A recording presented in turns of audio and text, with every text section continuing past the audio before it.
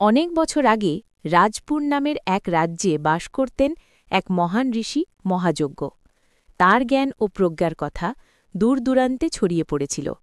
রাজা থেকে সাধারণ প্রজা সবাই তার পরামর্শ নিতে আসত। একদিন এক গরিব কৃষক এলো তার কাছে। কৃষক কাঁদতে কাঁদতে বলল, গুরুদেব, আমি সারা জীবন পরিশ্রম করছি, তবু আমার ভাগ্য খুলছে না। দয়া করে বলুন, আমি কবে সুখী হব? মহাযজ্ঞ কিছুক্ষণ চুপ করে থেকে বললেন, ভাগ্য তোমার বাইরে নয়, তোমার হাতেই।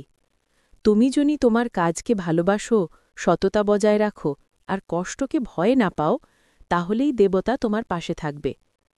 কৃষক মনে মনে প্রতিজ্ঞা করল সে আর ভাগ্যদোষ দেবে না। পরদিন থেকেই সে আরও মন দিয়ে কাজ করতে লাগল। ধীরে ধীরে তার ফসল ফলতে লাগল, তার জমি সবুজ হয়ে উঠল। কিছুদিনের মধ্যেই সে গ্রামের সবচেয়ে সচ্ছল কৃষক হয়ে উঠল। যখন সে আবার মহাযজ্ঞের কাছে গেল, ঋষি মৃদু হেসে বললেন, দেখছ, ভাগ্য পরিবর্তন করতে কোনো জাদু লাগে না, শুধু নিজের ওপর বিশ্বাস লাগে। সেই দিন থেকে রাজপুরে একটি কথা প্রচলিত হল, মহাযজ্ঞ বলে গিয়েছেন, যিনি নিজের পরিশ্রমে বিশ্বাস রাখেন, তিনিই প্রকৃত ভাগ্যবান।